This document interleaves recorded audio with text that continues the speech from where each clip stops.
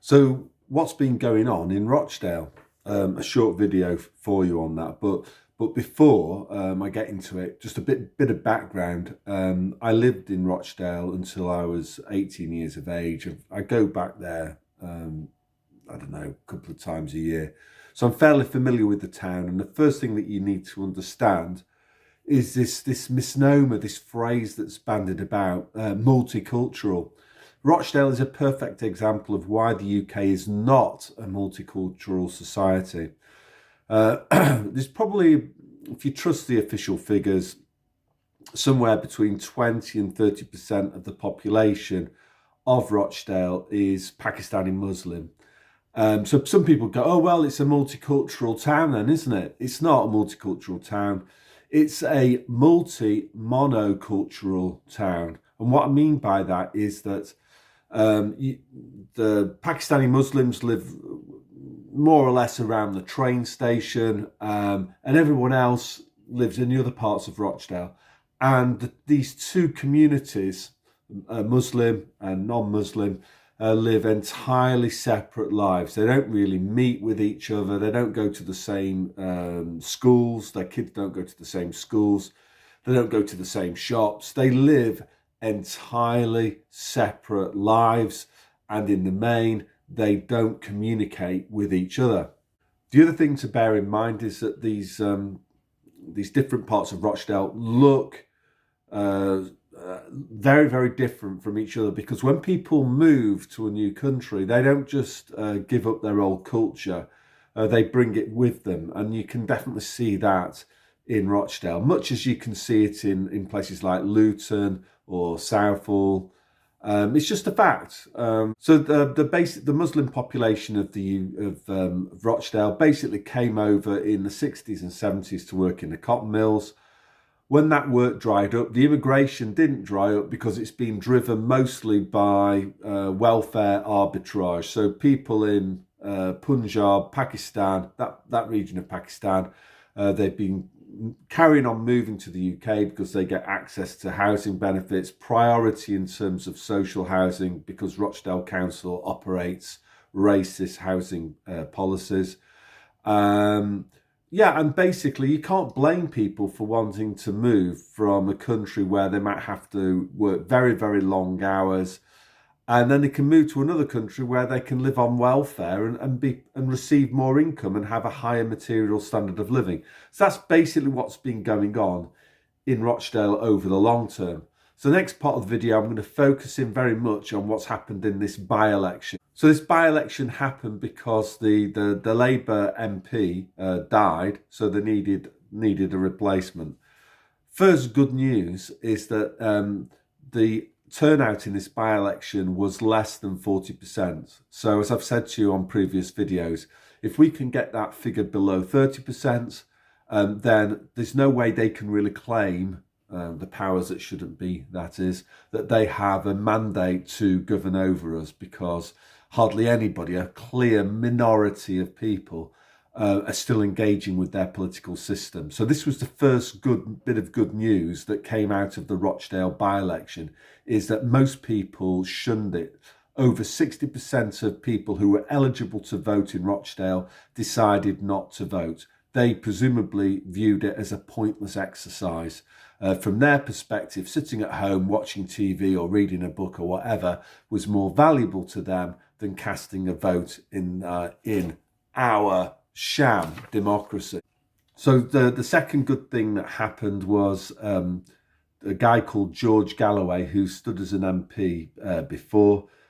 He got the most votes. 12,300 people in Rochdale voted for George Galloway. And Galloway basically is, I would say that he's an anti-war candidate. So on those lines, I support George Galloway. He was very vocal against the establishment's conspiracy theory about Saddam having weapons of mass destruction, conspiring with Al-Qaeda, and Galloway called all of that out. He also called out the fake wars against Colonel Gaddafi. So in that respect, I quite like George Galloway. However, I don't like him on other issues, like, for example, he's a Marxist, and during Divot 91, he was calling for much tougher Chinese Communist Party L-downs. So he's an anti-war authoritarian. That's how I would sum up George Galloway. So I actually prefer Galloway to either Rishi Sunak or Sir Keir Starlin, because they're pro-war authoritarians, yeah? So at least with Galloway, yes, he's still authoritarian, but at least I get the anti-war side. Because, you know, as a Christian, I'm against violence, I'm against death and killing. So why did Galloway win? Well, according to the BBC, they're pushing two lines. The first line is that it was only Muslims in Rochdale that voted for him. That's not true. I believe that many of the people would have voted for him would have been white working class people, maybe politically left wing, who were also anti-war. So that's the first point. And then the second issue that Galloway campaigned on, that's not been recorded anywhere on BBC mainstream media. You actually have to go and watch some of his speeches, which I've done to research this video. So he promised to clean the face of the town clock, which is a euphemism for saying that Rochdale Council was corrupt, which it is, and he's going to clean up Rochdale Council. So I've done a video, I went to visit Rochdale in September 2023, and I shot a video that detailed all about the corruption within Rochdale Council and how Rochdale Council has killed Rochdale. So if you're interested in watching that, the video's called Who Killed Rochdale? So Galloway, I'm sure, would have picked up votes from people who were sick and tired of Rochdale Council charging ridiculous business rates, engaging in blatant corruption. You know, lots and lots of new building schemes, construction schemes, not needed, colossal wastes of money. But it's basically money laundering. They'll have been getting kickbacks on the contracts that they've been awarding to private building contractors doing various projects. There's been loads of them in Rochdale. And as I say, I'm not going to get into that now because I've already done a video on that. So check out Who Killed Rochdale on my channel. So in second place was a guy called Dave Tully, a local entrepreneur, and 6,600 people voted for Dave Tully. So he was an independent candidate. So he got about half, just over half of the votes that Galloway got. So again, for me, that's very, very interesting. I think, yes, I'm right in saying, yeah, that Dave Tully actually got more votes than the Uni Party. And by the Uni Party, I mean the Conservatives and the Labour. Conservatives got 3,700 votes. Labour got 2,400 votes. So more people voted for Dave Tully than they did for either the Conservatives or Labour. So this is the other big takeaway. So takeaway 3 is a complete and utter rejection of the Uni Party by the people of Rochdale. So, you know, these days of like red team, blue team, I think even old school socialists, you know, bloody Tories, people are seeing through all of that BS these days, that in practice there is no difference between the Conservative Party and Keir Starlin's Labour Party. As Galloway says, they are two cheeks of the same backside. Lib Dems came in 5th place, so that would have been a few hardcore loony Ramonas. And Rochdale used to be a Liberal seat in the days of Cyril Smith. You know, I was living in the town when Cyril Smith was RMP. There was always rumours then that he was into, you know, little people. Let's call it that. Knoll View School. I used to live not so far away from that. That was awful what went on there. And again, it's a classic example, really, of too many people turning a blind eye for too long, and bad things happened. So they got just over 2,000 votes, did the Lib Dems. Reform, I thought this was also very, very revealing. Let me just put my cards on the table about Reform. Reform used to be the Brexit party, right? So this was the party that was set up by Farage in 2019 to try to encourage the Tories to actually pursue Brexit. And they actually convinced people to stand as MPs. And then just before the election, general election in December 2009, Farage stood down all of his Brexit party MPs to give Boris Johnson a free run. I believe that, and this might sound strange to people, might sound outrageous, but I think that there was a serious chance that the Brexit party could have formed a government in 2019 had the people not been betrayed by Nigel Farage. So as soon as this happens, right, so the Brexit parties are busted flush.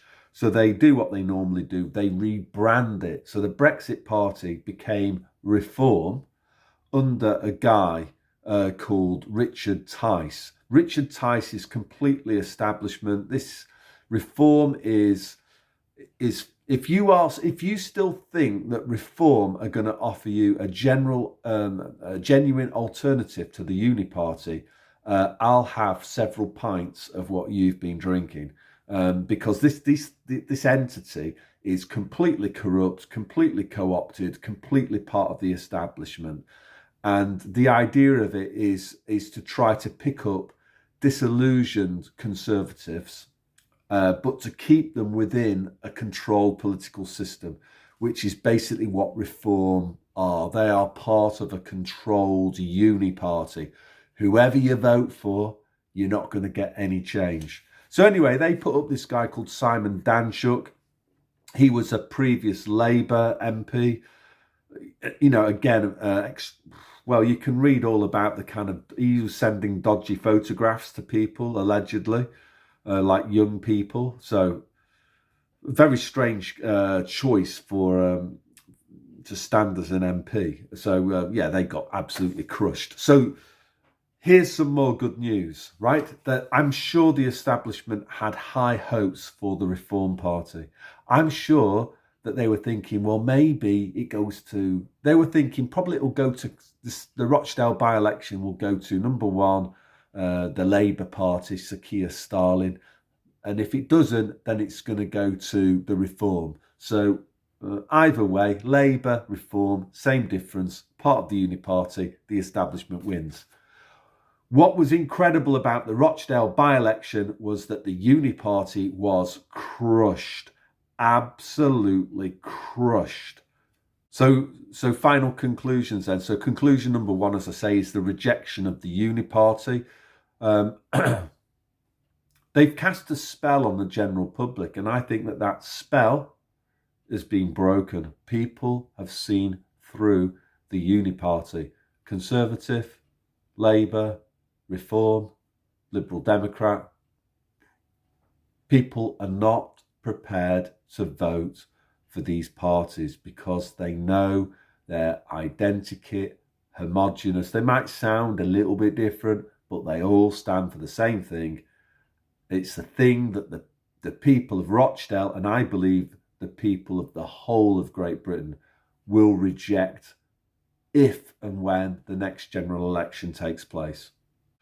Second thing to say, second conclusion is this Rochdale by-election result, it definitely rocked the powers that shouldn't be, the British establishment. You could see that from the way that the media covered it.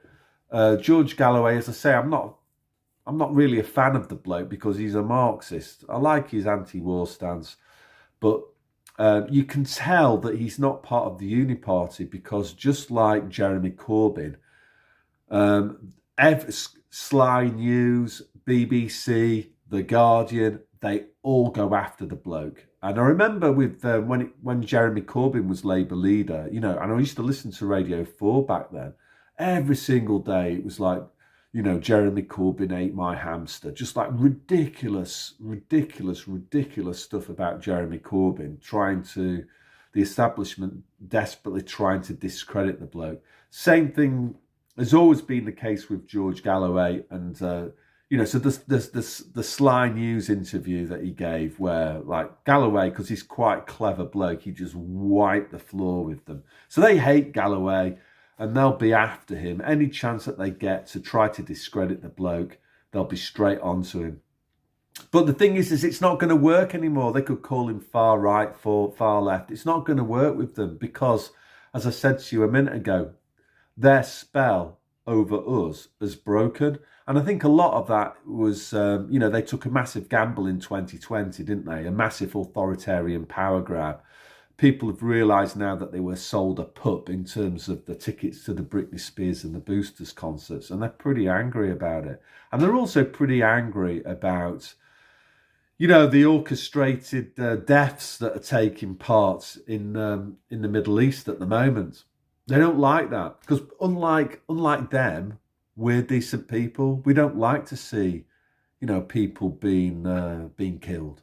Third conclusion is very, very important. Sunak did a speech. I think it was on Friday night, immediately, not long after George Galloway was elected. And basically, what Sunak was trying to do was try to do a classic divide and rule tactic, which is just like one of their top three tactics that they use is divide and rule. And in this case, what they're trying to do is to set the Muslim population in Britain against the rest of Britain, Christians, atheists, Hindus, Sikhs, whatever. So they've been trying to do this for ages. I now believe, that the Tommy guy from Luton, I think that's an MI5 psyop. I don't believe that bloke's genuine at all. I think that's just a fabrication. What they want in Britain, let's put it very, very clearly here, is that they want civil war. They want society in Britain to break down. They want us to fight amongst ourselves.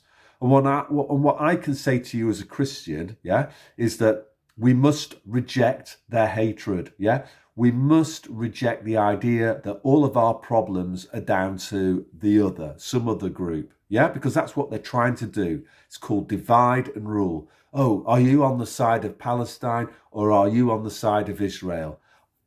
And what we must do is instead say, no, I'm on the side of humanity. I don't care which dodgy government is killing who. I'm against the powers that shouldn't be setting up their fake conflicts, trying to get people, the worst thing that happens that really upsets me is idiots who actually believe this stuff. So there'll be Muslims who go, oh, right, I'm going to go after them, the other side. And then there'll be like Jews, there'll be Christians. I hate Muslims, I'm going to go after them. And, that's what they want. They want us to kill each other. Have you not worked that one out yet? So the best thing that we can do is just refuse to hate the two sides that they both control. Just basically see people as individuals, treat people as you find them, and don't fall for these ridiculous divide and rule tactics that are designed to get us to fight each other like rats in a sack. So we have to kind of elevate our consciousness, don't we? So for me as a Christian, I find that quite easy, to be honest with you. I do not support violence. Full stop. Because that's what Jesus said. Turn the other cheek. Nothing ever gets better through violence. We must reject violence. It's not good to hate somebody because of their ethnicity or their religion or whatever. Treat people as you find them. And this just needs to be constantly repeated to people, is that do not be a useful idiot and blindly hate somebody because they've got a different religion or they wear different clothes to you or whatever. Because that's exactly what they want.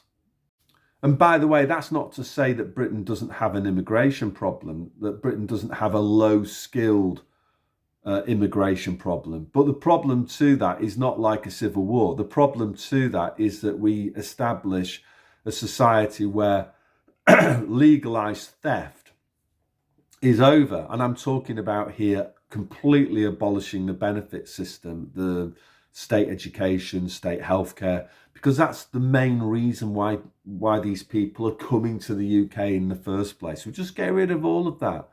Yes, you're welcome to come and live and work in the UK, but do not expect to live off my taxes. That's not acceptable, because that's stealing. Basically, it's not my choice to pay taxes and allow that money to be given to you. It's not that I hate you. It's just that maybe I might prefer to help somebody else, or maybe I might want to, I don't know, do something useful with my money that might help other people. Like, I often thought that if I ever won the lottery, I'd set up a school, something like that. I trust myself to help people more effectively than, say, Rishi Sunak, So we need to get rid of all of this welfare. That would stop the kind of the immigration problem. Rapid immigration, people coming from different cultures. It will destabilise the society. But that doesn't mean that I hate those people. It's fairly understandable why they come. It's because of the free health, free education, free welfare. And it's just insane. But I don't blame the people for coming. I blame the politicians for establishing that system. And it needs to go because it's immoral. Then just finally, a few thoughts about what's going on in Gaza. You'll notice on my channel, you will not find any video that is supportive of the actions of the Israeli government. I also think it's wrong for people to blame ordinary Israelis for the actions of the Israeli government. That would be like blaming you. I'm pointing the finger at you here, a Brit, maybe. That would be like somebody blaming you for the actions of the UK government. It's not fair, is it? Especially if you didn't vote for these people. At the same time, on my YouTube channel, you will not find any videos from me that support the Palestinian authorities. Like Hamas, I think, was democratically elected there. You won't find any videos from me about them supporting whatever they're doing, right? You know why? Because they're two cheeks of the same backside. The same people control both of those sides. And they want you, they don't care which one you pick, but they want you to pick one. And then whichever side you pick, they want you to hate the other side. So well done, the people that are saying, who either criticise me for not being pro-Israeli enough or pro-Palestine enough. You're stupid. You really are stupid. They control both of those sides. And they're not bothered, but they want you to pick one, and then they want you to hate the other side. Well done. You've fallen for their divide and rule tactic, right? So you know what the correct stance is to oppose all violence, always and without exception. Violence is immoral. It's in breach of natural law, never mind the Ten Commandments. So let's get that one straight for people. Pro-Palestine, pro-Israeli, don't pick either of their sides. Pick humanity instead. Oppose all violence. The final thing as well that frustrates me is some people don't learn. So you had those videos coming from China, didn't you, in January, February 2020. Ooh, there's a real ooh. Right, then you've got some very, very unconvincing footage from Ukraine, haven't you? Do you really know what's going on in those places? Do you really know for sure what's going on anywhere that you're viewing through some sort of screen? Do you not think it's like fairly sensible just to err on the side of caution? You don't really know what's going on there, do you? Do you? So just exercise, for those of you that want to just blindly jump in and back one side or the other, just be careful, because you're just going to be used as a useful idiot in their divide and rule games. So just stop it. So that's all I want to say today. I remember, I might have said this to you before, but on my wedding day, my wife's a wonderful person, and this was something that she did, and this is from somebody that speaks English as their second language, and she got this little piece of paper on everyone's place at the dinner table. There's probably a name for that, I don't know, but on it she had a sentence: love is all we have, comma, love for one another. And she's right. And that's what we've got to understand and reject their hatred, reject their divide and rule games. One more time. They own both sides. They want you to pick a side. They don't care which side. And then what they want to do, what they want you to do, is to blindly hate the other side. And maybe better still from their point of view, go and do some physical violence to the other side. And then they get us to kill each other. We need to wise up to this. We need to wise up to this. Treat people as we find them. Love people, not hate people. And that's all I want to say today. So God bless.